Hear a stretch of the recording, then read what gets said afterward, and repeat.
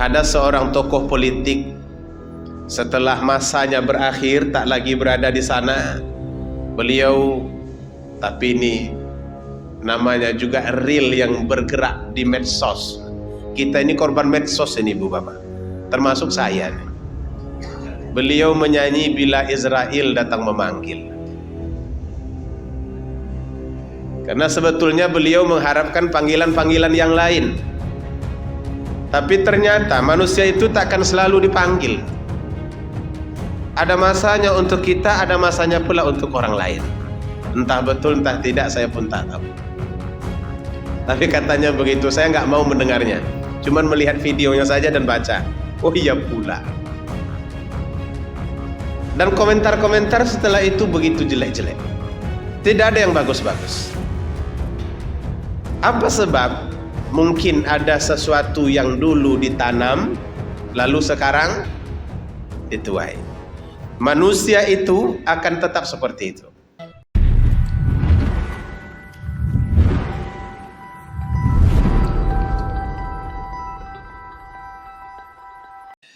Kajian kita pada sesi terakhir dari buku Aqidah Ahlus Sunnah wal Jamaah, kitab hadis-hadis yang diriwayatkan oleh Imam Tirmizi, kemudian disusun oleh Abu Mu'adz Tariq bin Abdullah bin Muhammad. Lalu diberi judul buku ini Aqidah Ahlus Sunnah wal Jamaah. Dan pada pagi ini kita sampai di sesi terakhir.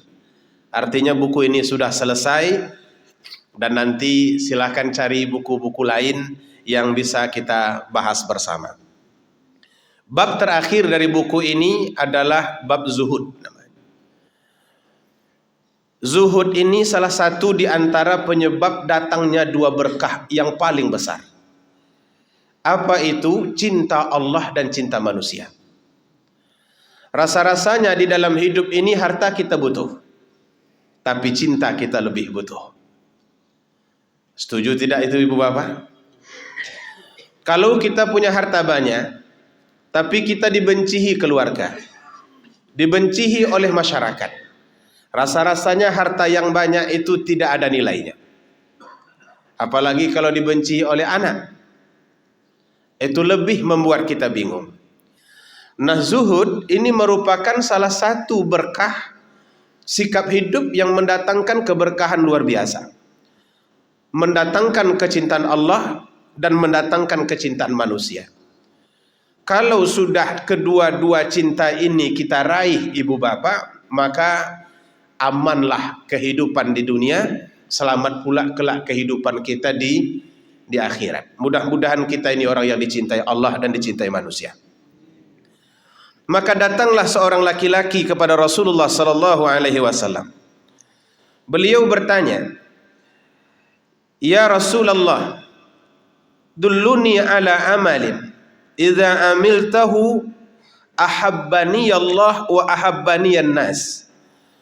Ya Rasulullah, kata beliau, tunjukkanlah kepadaku satu perbuatan, satu sikap dan satu akhlak, di mana kalau aku melakukannya ahabbani Allah, Allah mencintaiku, wa ahabbani an-nas, dan manusia pun mencintaiku.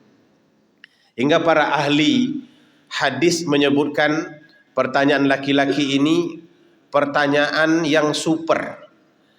Biasanya orang bertanya bagaimana masuk surga, yang dia inginkan satu jenis. Ada juga orang yang bertanya bagaimana supaya husnul khatimah, satu jenis. Tapi dia ingin menghimpunkan kedua-dua berkah, cinta Allah dan juga cinta manusia. Ibu Bapak, kalau kita dicintai Allah, dibenci manusia, mungkin kita masih santai. Kalau kita dicintai manusia, dibenci Allah, itu kira-kira gimana tuh? Ini akan ribet. Dan yang lebih parah, dibencihi Allah dan dibencihi oleh manusia. Ada seorang tokoh politik setelah masanya berakhir tak lagi berada di sana. Beliau, tapi ini namanya juga real yang bergerak di medsos. Kita ini korban medsos ini Bu Bapak, termasuk saya nih. Beliau menyanyi bila Israel datang memanggil. Karena sebetulnya beliau mengharapkan panggilan-panggilan yang lain. Tapi ternyata manusia itu tak akan selalu dipanggil. Ada masanya untuk kita, ada masanya pula untuk orang lain. Entah betul, entah tidak, saya pun tak tahu. Tapi katanya begitu, saya nggak mau mendengarnya. Cuman melihat videonya saja dan baca. Oh iya pula. Dan komentar-komentar setelah itu begitu jelek-jelek. Tidak ada yang bagus-bagus. Apa sebab? Mungkin ada sesuatu yang dulu ditanam, lalu sekarang dituai. Manusia itu akan tetap seperti itu. Apa yang dia tanam, pasti akan dia tuai. Maka kalau yang menyebabkan cinta manusia yang ditanam, maka yang dituai adalah cinta manusia. Tapi kalau ditanam itu kebencian manusia, kebencian Allah Ta'ala, maka kita pasti akan menuai kebencian-kebencian itu. Zuhud ini salah satu di antara penyebab cinta. Cintanya Allah dan cintanya manusia. Maka dikatakan Rasulullah sallallahu alaihi wasallam, "Izhad fid dunya." Hendaklah engkau zuhud di dunia, yuhibbukallah, niscaya Allah akan mencintaimu. Wazhad fima indan nas, dan bersifat zuhudlah engkau dengan apa yang ada pada manusia, niscaya manusia akan mencintaimu. Hadis ini diriwayatkan oleh Ibnu Majah. Jemaah sekalian yang Allah muliakan, tentu kita ingin tahu zuhud itu apa. Karena di dalam sejarah, dalam waktu yang sangat lama, zuhud ini selalu diartikan kain buruk, tak pakai sendal, makan tidak pakai lauk. Seolah-olah dunia ini akan ditinggalkan. Benarkah zuhud itu seperti itu? Lalu kalau zuhud itu seperti itu, untuk apa Allah buat kehidupan kita berperingkat? Ada yang memang dilebihkan, ada pula yang dikurangi. Ada yang sangat-sangat berlebih. Ya tentu saja kalau di dalam tudung saji kita di situ ada ikan, ada daging, lalu kita cari sambal kelapa. Saya pikir itu berlebihan itu. Nah lalu kalau kita makan ikan itu, apakah kita termasuk orang zuhud atau tidak? Nah ini nanti akan kita jelaskan, tapi bagian ini ada di penghujung. Biasanya yang agak-agak closing itu setelah tercium secara jelas bau lontong yang ada di luar. Itu baru kita close nanti. Hadirin yang Allah muliakan, az-zuhdu tarku ma la yahtaju ilaih minad dunya. Zuhud itu kata para ulama, meninggalkan sesuatu yang tidak kita butuhkan di dunia. Wa in kana halalan, sekalipun yang bisa kita ambil itu halal. Wal iktisar alal kifayah, dan mencukupi dirinya dengan sesuatu yang sederhana saja. Itulah yang disebut dengan zuhud. Jadi kata kuncinya di sini adalah meninggalkan sesuatu yang tidak dibutuhkan. Maka di dalam ilmu maqasid syariah itu biasanya kebutuhan kita itu dibagi menjadi 3. Sebagaimana disampaikan oleh Imam Asy-Syatibi. Imam Asy-Syatibi ini ahli maqasid syariah. Jadi dari semua syariat yang Allah anjurkan ke kita, mustahil tanpa ada tujuan. Kalau cuman sekadar nunduk bangkit di mana-mana bisa.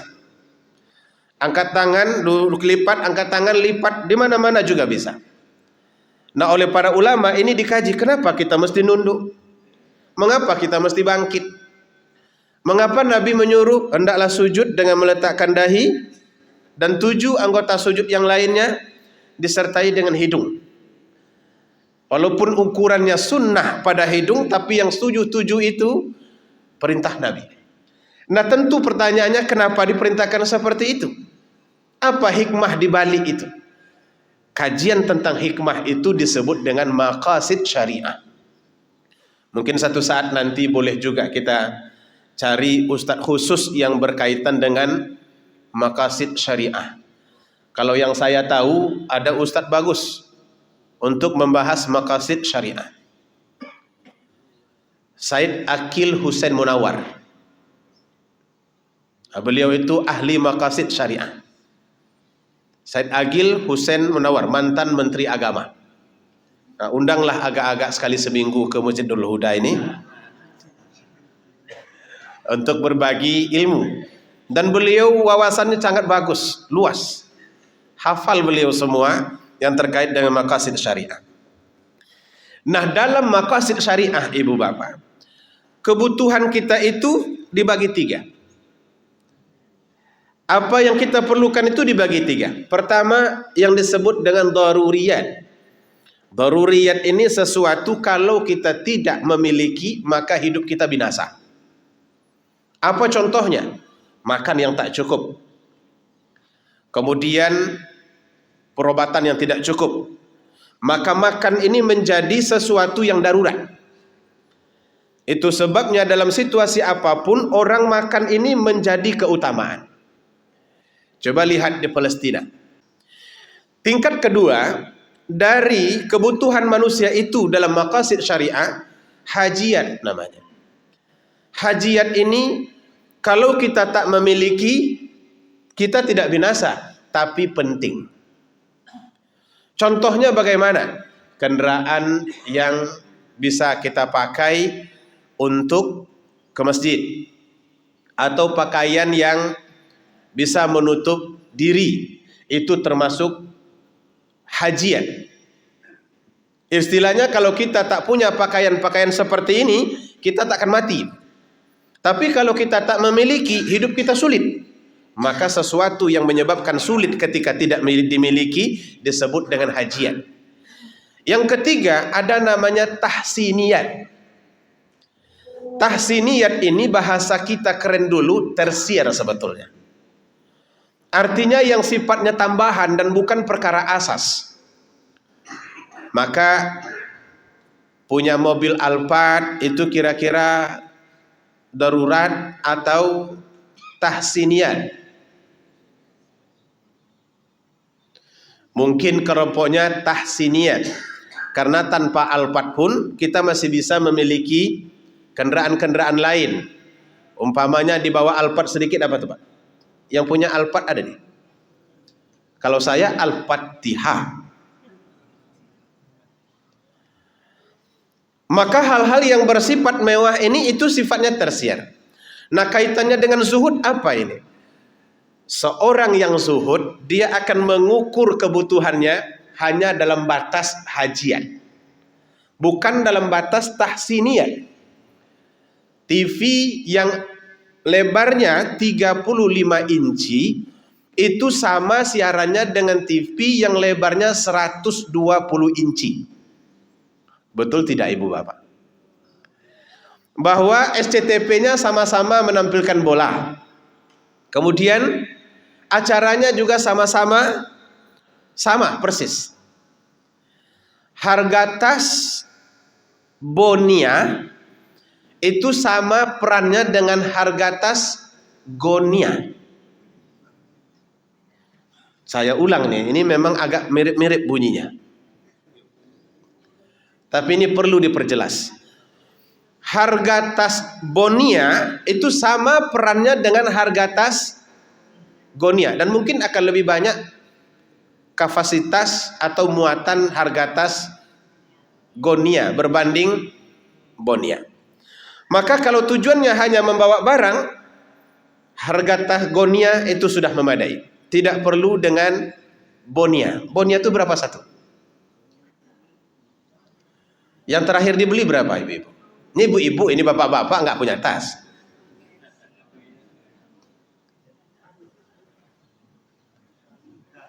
Berapa Pak? 7 juta? Taruhlah 7 juta. Yang asli 7 juta Bonia. Tapi kalau Gonia itu cukup 70.000. Kira-kira ketika kita membawa tas Gonia itu dengan gambar di situ ada merek jam gadang, Boykit tinggi. Sewaktu-waktu keluar pula Gonia-Gonia yang lainnya, Pulau Cinta. Apakah berkurang kita ketika itu? Tidak sebetulnya. Lalu kenapa manusia lebih senang membeli yang hebat-hebat itu? Nah, inilah perbedaan antara zuhud dan tak zuhud. Jadi orang yang zuhud itu dia tidak akan menambah sesuatu yang tidak menjadi asas. Itu tidak terlalu penting baginya. Dompet yang harganya 5 juta itu kira-kira bedanya dengan dompet yang harga 50.000 apa, Pak? Sementara posisinya tetap dalam kantong, nggak akan kelihatan. Bedanya apa, Pak? Dibilang untuk bergaya di dalam kantong pula. Kalau ukurannya ukuran tebal, maka yang 50.000 itu bisa dimasukkan sebanyak mungkin kertas. Hingga dia tebal. Lalu kenapa milihnya yang 5 juta? Kecenderungan-kecenderungan seperti ini adalah bawaan hubbud dunia, kecintaan terhadap dunia, sehingga kita ingin memperlihatkannya berlebihan. Ada rasa senangnya di situ. Nah, padahal tanpa itu juga sebenarnya bisa. Nah, inilah perbedaan antara orang zuhud dan tak zuhud.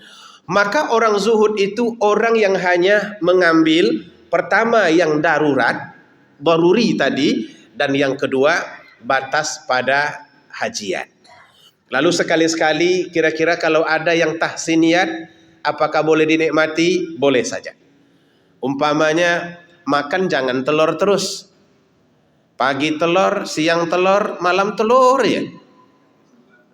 Bisulan. Sekali-sekali turun pula ke sambal kelapa.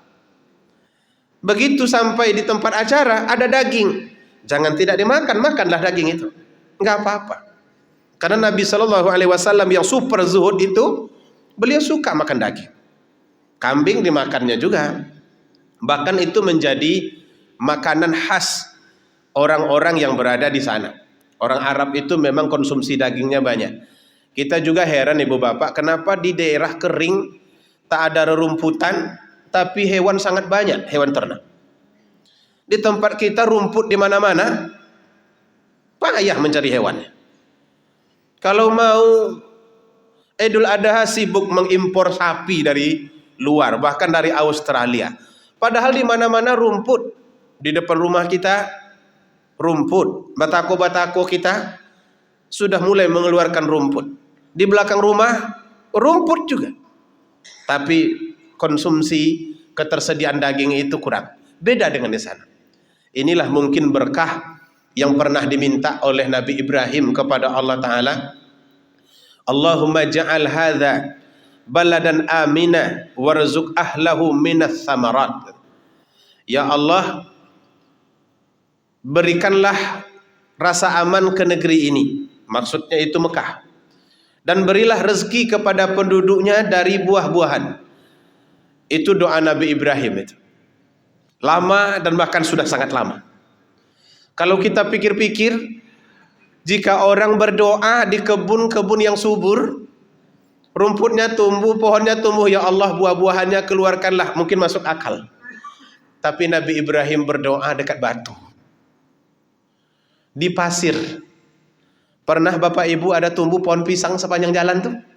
Kalau kita berangkat dari Madinah sampai ke Mekah, 550 kilo. Ada sedikit satu saja pohon pisang di sana? Tidak. Tapi begitu kita sampai di Mekah, ada pisang di sana? Mana lebih bagus dari pisang kita? Bagus di sana. Dari mana datangnya? Enggak usah ditanya, karena nikmat itu tidak perlu ditanya dari mana datangnya. Allah bisa mendatangkannya sendiri. Itulah berkah doa Nabi Ibrahim mungkin. Maka kembali kita kepada yang tadi. Orang-orang yang zuhud itu orang yang lebih banyak fokus kehidupannya pada yang perlu, yang dibutuhkannya, tapi tidak terlalu membahas perkara-perkara yang sifatnya tambahan dan bukan kebutuhannya. Beli sepatu dengan harga 500.000 atau 1 juta itu sama-sama yang disampulnya kaki dengan sepatu yang harganya 35 juta. Gayanya sama juga. Nah, hadirin yang Allah muliakan, maka Rasulullah sallallahu alaihi wasallam berpesan, kalau engkau ingin Allah mencintaimu, jika ingin engkau manusia mencintaimu, maka bersifatlah zuhud. Di dunia Allah akan cinta. Bersifatlah zuhud dengan apa yang ada pada manusia, maka Allah juga manusia akan mencintai. Apa maksud yang kedua ini? Zuhud dengan apa yang ada pada manusia. Jangan terlalu ingin dengan sesuatu yang dimiliki oleh orang lain. Jadi nampak si fulan seperti itu, kepengen pula. Lalu kemudian berusaha, hilang sifat zuhud. Nampak dia punya mobil baru, kita kepengen mobil baru juga. Itu akan menghilangkan sifat zuhud. Nampak dia punya bini baru, kita mau bini baru juga. Itu menghilangkan sifat zuhud. Artinya, tanamkan di dalam hati bahwa kehidupan itu berbeda-beda. Oh, dia berlebih, itu adalah berkah Allah baginya. Aku seperti ini dengan keberkahanku sendiri. Maka kalau manusia bisa mensyukuri nikmat Allah yang ada padanya, sifat zuhud itu akan muncul sendiri. Ibu bapak yang dirahmati Allah subhanahu wa ta'ala, memang ini agak berat. Karena secara naluri, kita itu lebih cenderung melihat kepada yang lebih. Betul apa benar ini? Itu lebih cenderung melihat kepada apa yang lebih. Maka kalau nampak yang lebih, kita kepengen. Nampak yang lebih baik, kita mau. Itu naluri manusia. Tapi bukan berarti tidak bisa dikawal. Bisa dikontrol. Maka Nabi SAW pernah berkata kepada Aisyah. Apa katanya? Idza aradti al-luhuq bi, wahai Aisyah, apabila engkau ingin menyusulku nanti di surga. Aisyah istri Nabi yang keberapa?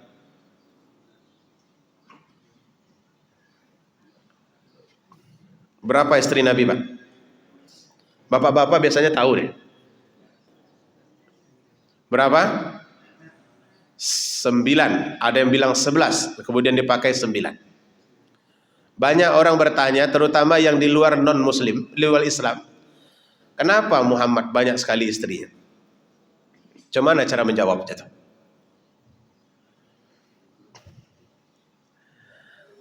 Kalau kita lihat dari sejarah, maka kita akan mengetahui jawabannya. Bahwa ternyata persoalannya bukan hanya persoalan kepengen.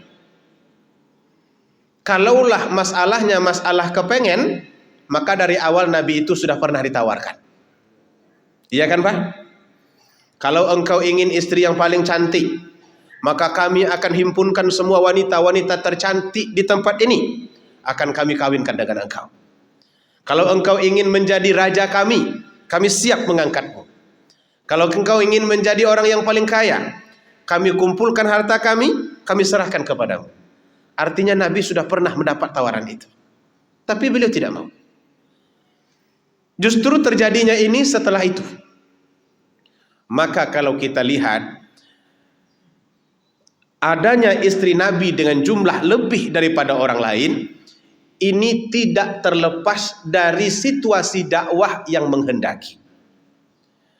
Di mana kalau itu tidak digunakan, maka akan menimbulkan efek lain dari melemahnya semangat dakwah dan lemahnya umat Islam. Sebagai contoh, ibu bapak, terjadi perang Uhud. Di perang Uhud itu ada 73 sahabat yang meninggal dunia. Kalau 73 orang meninggal dunia, sekiranya satu orang meninggalkan satu istri, 2 anak, berapa orang di situ yang tidak punya suami? 70. Berapa orang anak yatimnya?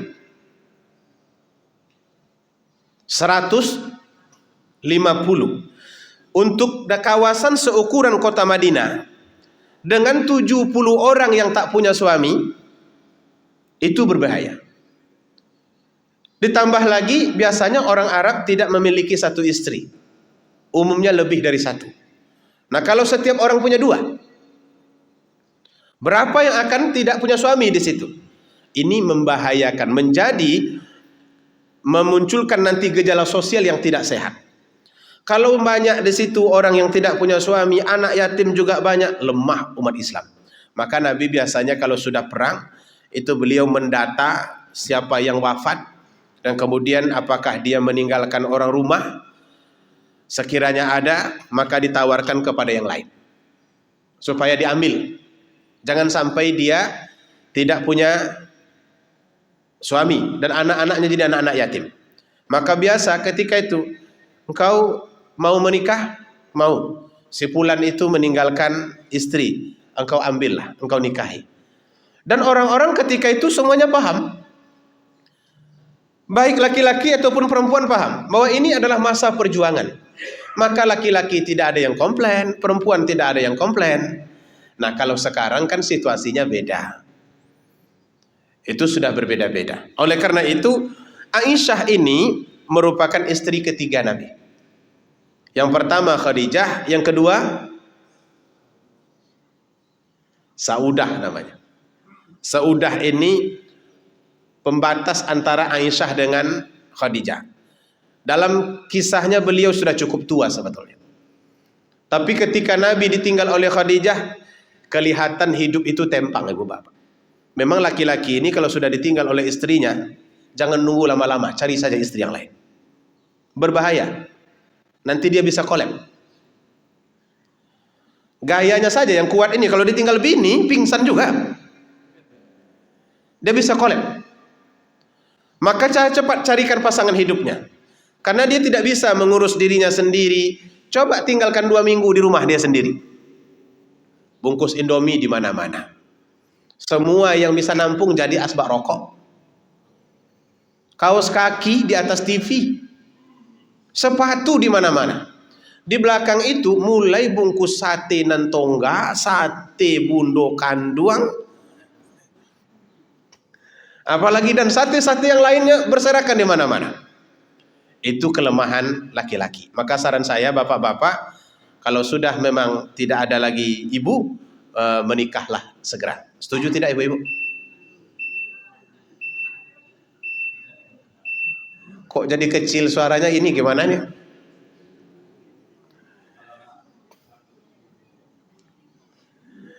Kami punya anak kami bisa memelihara. Tak bisa.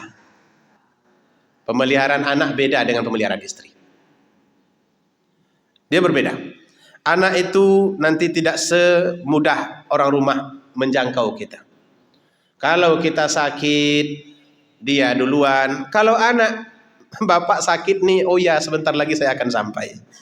Setiap ditelepon OTW terus, OTW, OTW, OTW. Entah kapan-kapan sampainya. Oleh karena itu, Aisyah istri Nabi yang ketiga, maka kata Nabi, idza aradti al-luhuq fi bi, apabila engkau ingin mengikuti ke surga wahai Aisyah, falyakfiki minad dunya, maka cukuplah dari hal-hal dunia ini seperti orang-orang yang ingin mengadakan perjalanan, atau rakib kata Nabi, seperti barang-barang yang ada di atas kendaraan. Ini apa maksudnya ini? Orang yang mengadakan perjalanan, yang dibawanya itu memang yang benar-benar yang perlu saja. Yang tak perlu tak dibawanya. Berapa kilo kita boleh membawa barang ke Mekah kalau pergi haji? 20 kilo. Baiklah, 20 kilo. Itu kira-kira 20 kilo itu apa saja Bapak Ibu? Kain. Setelah itu mukena. Kata anak, "Ma, bawa saja yang di lemari itu semuanya." Oh, enggak bisa. Yang enggak akan saya pakai di sana enggak saya bawa. Sudah dibawa mukena 2, akhirnya dikeluarkan lagi 1. Untuk apa mukena 2-2? Mak cuman sampai di sana itu cuma 12 hari pergi umroh. Dan di sana tidak berpeluh seperti di sini. Akhirnya 1 ditinggalkan, 1 yang dibawa. Maka kata Nabi Shallallahu Alaihi Wasallam, orang yang akan berjalan seperti itu, berjalan kemana saja. Kita mau bertamasya dengan anak ke puncak tinggi Sumatera Barat tuh, Puncak Lawang. Yang ikut siapa saja? Istri, anak, cucu. Lalu barang yang dibawa, Apa saja? Bawa pakaian-pakaian, pakaian anak, dan kemudian baju ganti, dan seterusnya. Diletakkan di dalam kabin di mobil. Kompor kira-kira di bawah. Itu terkait dengan makan, nggak apa-apa. Karena bisa bahkan di sana. Kira-kira kulkas di bawah?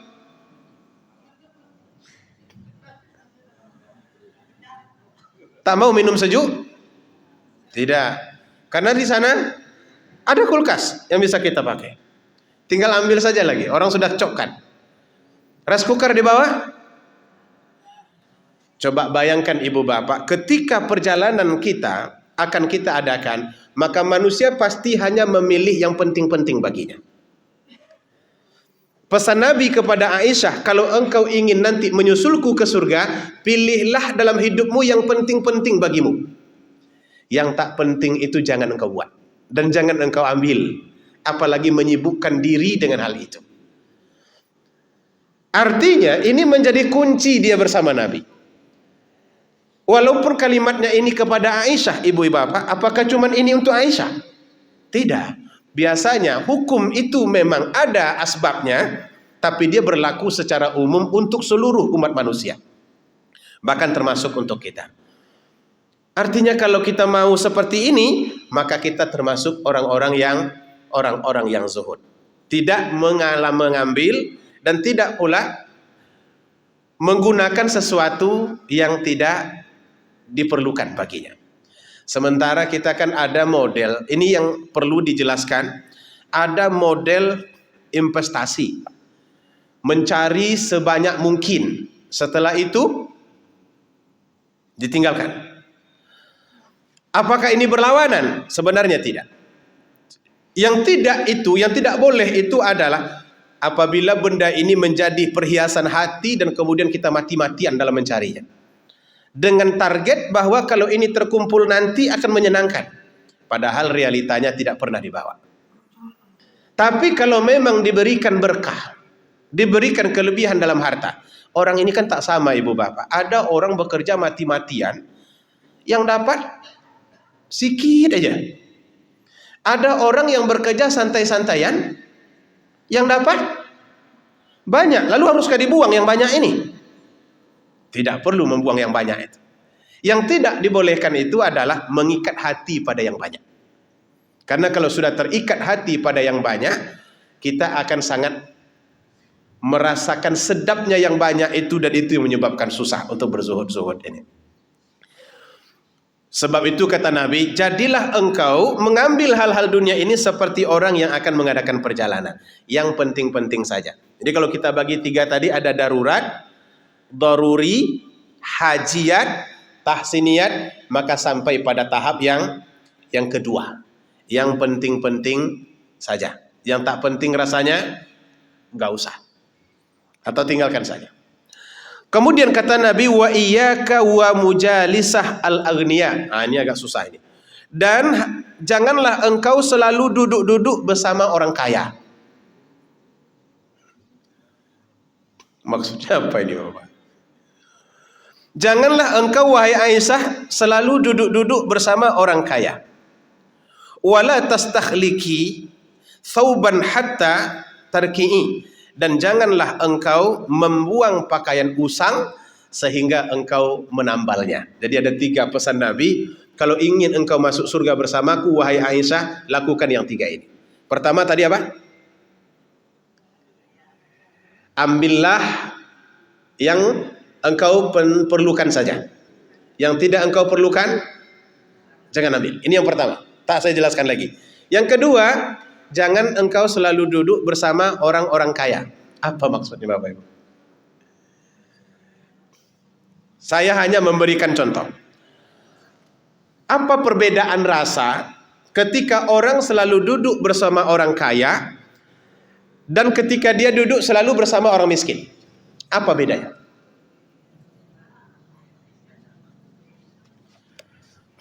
Kalau kita selalu duduk bersama orang kaya, rumahnya 6 tingkat, mobilnya banyak, apa perasaan kita duduk bersamanya? Pertama, kita akan merasa yang kita miliki terlalu sedikit. Sementara punya kita cuman satu lantai, kemudian mobil ada satu dan sangat sederhana. Maka kita mulai merasa bahwa yang kita miliki sangat sedikit. Apabila perasaan mulai merasa bahwa yang kita miliki sangat sedikit, maka di waktu yang sama kita mengecilkan pemberian Allah. Yang kedua, akan muncul perasaan cemburu. Apa sih yang dikerjakannya? Kenapa Allah memberi banyak kepadanya? Rasa cemburu akan muncul. Dan yang ketiga, ia akan menjangkiti hati untuk memiliki motivasi yang mengejar dunia seperti yang di depannya. Orang itu dia tidak kejar ibu bapak, datang sendiri. Sementara orang yang duduk, dia akan berkejar-kejaran. Maka kalau dia sudah mulai merasa nikmat Allah itu sedikit, kemudian ada rasa cemburu, dan kemudian dia mulai termotivasi kejar-kejaran, hidupnya akan habis. Ini bisa dipastikan itu yang akan terjadi. Bukan bermakna kaya itu tidak tercela, tidak. Tapi duduk bersama orang kaya yang terlalu sering, itu bisa membuat hati kita resah. Tapi beda dengan duduk di rumah orang miskin. Kalau kita duduk di rumah orang miskin, terasa kita paling kaya. Dilihat periuknya, periuk lama. Sementara rice cooker kita, Yongma. Di depan kita dia meniup-niup pakai bambu. Apa namanya tuh? Salung tuh yang berbunyi. Yang niup api itu oh, salung namanya Bapak Ibu. Oh, iyalah. Dia niup pakai api, sementara yang kita punya tinggal putar saja lagi. Rinai. Saya cuma rinai saya tahu. Yang lain saya tak tahu. Artinya dengan melihat itu akhirnya kita akan merasa betapa beruntungnya hidup saya berbanding orang-orang seperti ini. Dengan begitu kita akan membesarkan Allah dan membesarkan nikmat-nikmat yang dititipkan oleh Allah kepada kita. Maka itulah pesan Nabi sallallahu alaihi wasallam, "Marra'a man fuddila alaihi fil khalqi war rizqi." Siapa yang melihat orang yang dilebihkan daripadanya dalam persoalan ciptaan dan persoalan rezeki.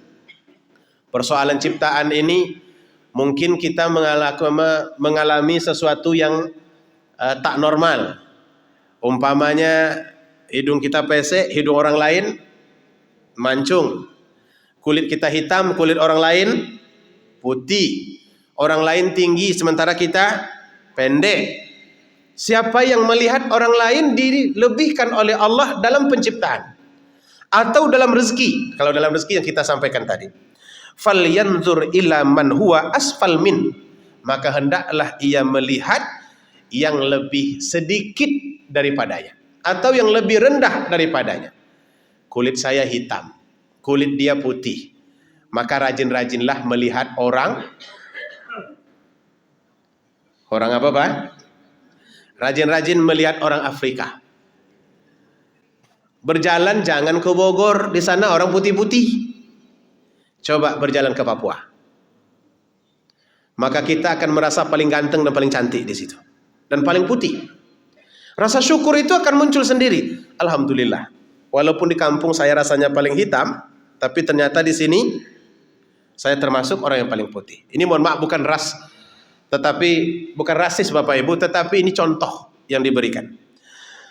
Atau Allah Subhanahu wa taala berikan rezeki yang lebih kepada orang lain. Coba lihat rezeki yang dimiliki orang yang lebih sedikit. Dengan begitu kita akan mudah mensyukuri nikmat Allah Subhanahu wa taala. Saya pernah ibu bapak dilaporkan oleh seorang babinsa di Panam itu, kalau tidak salah di Jalan Cipta Karya. Babinsa dan satu lagi Babin Kamtipmas. Jadi katanya ada seorang ibu di sini yang sangat sulit sekali. Bisa tidak dibantu? Kan kalau dengan saya kan pertanyaannya bisa dibantu itu terus. Saya bilang tidak ada yang tidak bisa dibantu kalau memang beliau dalam kesulitan. Maka dibawa kita ke situ. Ternyata posisi tempat tinggal ibu itu di belakang rumah orang. Jadi di belakang rumah orang itu ada pondok-pondok kecil terbuat dari susunan kayu-kayu bulat. Bukan pula papan, tapi kayu-kayu bulat itu yang dijalin dengan kayu yang lain, itulah yang menjadi dinding. Atapnya seng tapi sudah berkarat. Awalnya saya lihat ini orang yang di dalam atau ini tempat hewan. Karena tak cocok lagi dihuni sebetulnya. Ternyata dia di situ. Lebarnya itu 2 meter kali 1. 1 meter 2. Tak ada apa-apa di dalam itu. Cuman kucing 2 ekor. Jadi saya tanya, ibu, kenapa ibu seperti memilih tempat di sini? Nggak ada tempat lagi katanya. Tapi dia ngomong santai saja. Nggak pula dia menyucurkan air mata. Bagaimana ibu makan? Beliau menanam ubi di tempat-tempat yang masih kosong dekat pondok dia itu. Dan itu tanah orang. Ubi itulah yang dicabutnya, kemudian nanti direbus, itu yang dimakannya. Nah ketika itu bukan dia yang menangis, tetapi orang yang datang yang menangis. Ya Allah, betapa beruntungnya kita. Teringatlah istri komplain bahwa topi koki ini tidak terlalu putih. Kayaknya dicampur orang. Orang yang jualnya katanya. Hingga yang biasanya putih bersih, sekarang nggak putih semuanya. Ada juga yang agak kusam-kusamnya sedikit. Dalam hati masih lumayan lebih baik itu. Berbanding hanya makan ubi ini.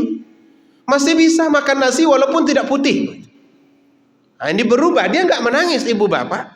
Dia santai saja bercerita. Ibu tidak punya anak. Anak saya 2, meninggal 1. Yang 1 masih hidup, laki-laki. Kerjanya security. Lalu terakhir saya tanya, ibu kampung mana? Katanya, Kampar. Alamak. Rengawak rupanya. Kampar di mana? Sungai Pagar katanya. Kenapa ibu tidak ikut saja dengan anak yang security itu? Kalau saya ikut nanti saya menyusahkan.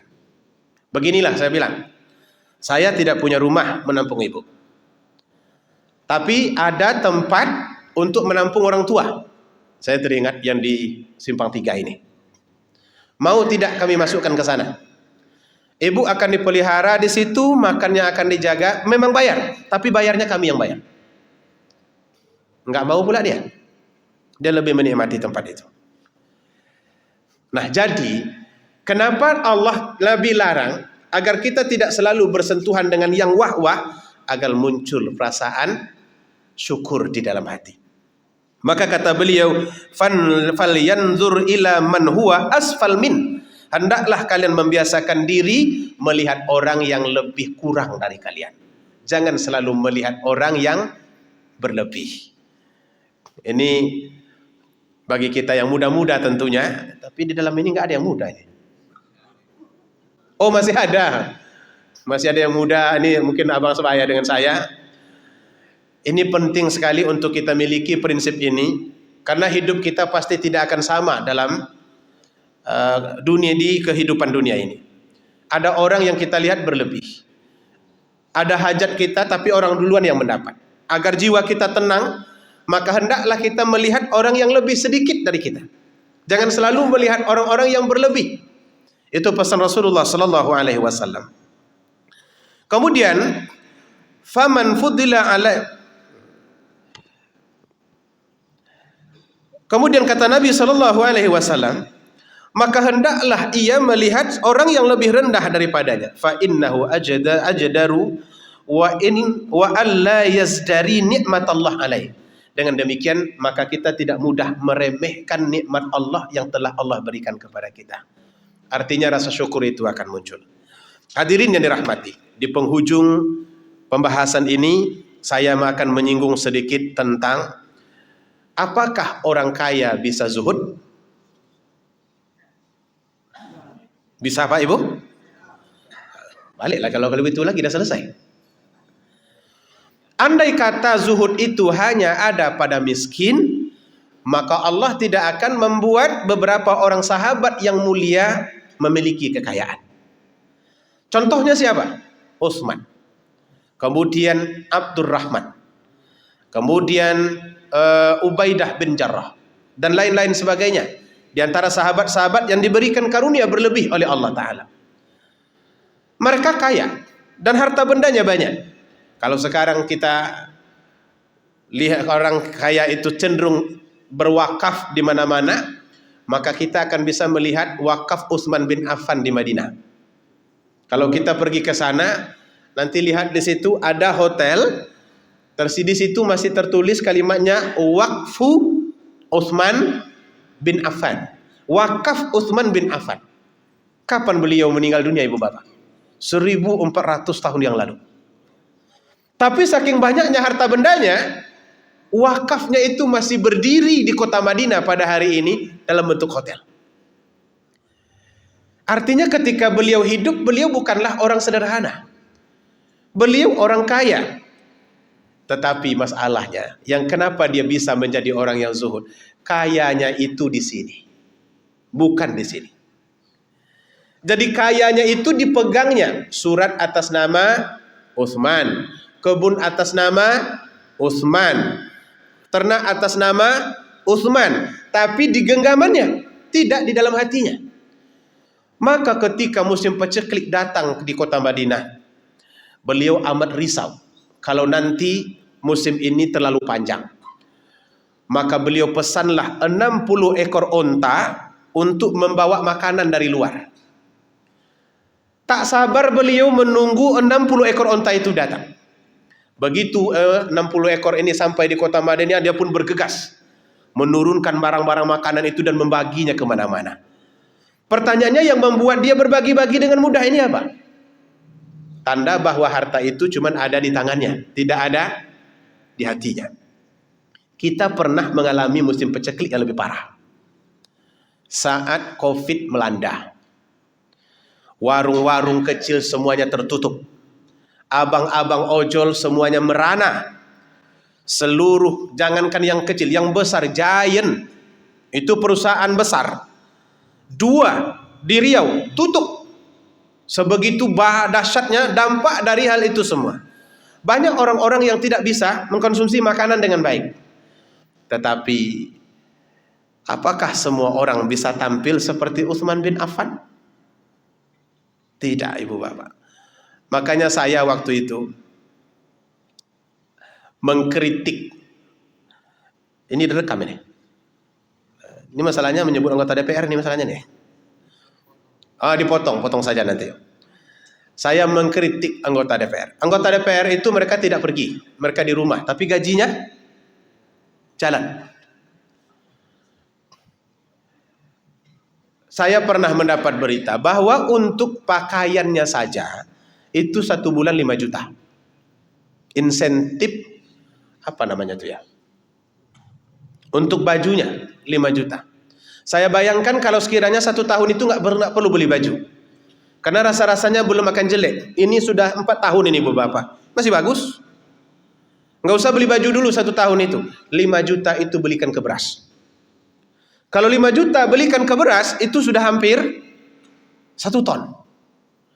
Dengan begitu bagi-bagikanlah setiap bulan itu. Saya membayangkan Utsman bin Affan itu muncul seperti itu. Tapi ternyata tidak ada yang menindaklanjutinya. Hanya bayangan saja.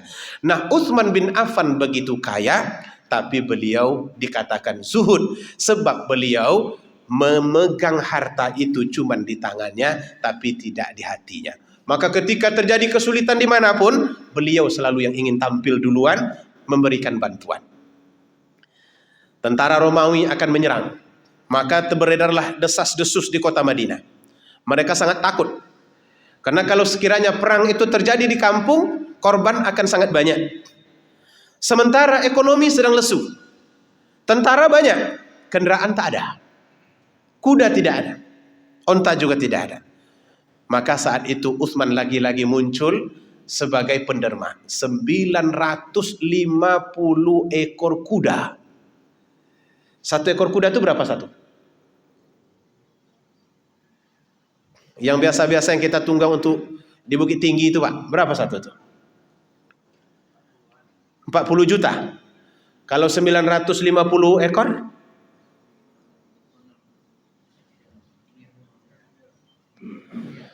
Hah?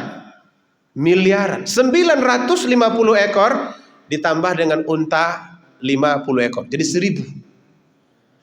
Itu diberikannya begitu saja. Nah karena itu artinya zuhud tidak mesti miskin. Zuhud bisa juga berada di dalam situasi kaya.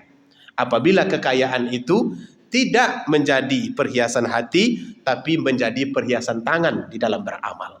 Mudah-mudahan apa yang kita sampaikan ini dapat bermanfaat bagi kita. Dan ini adalah bab terakhir dari buku Akidah Ahlus Sunnah wal Jamaah.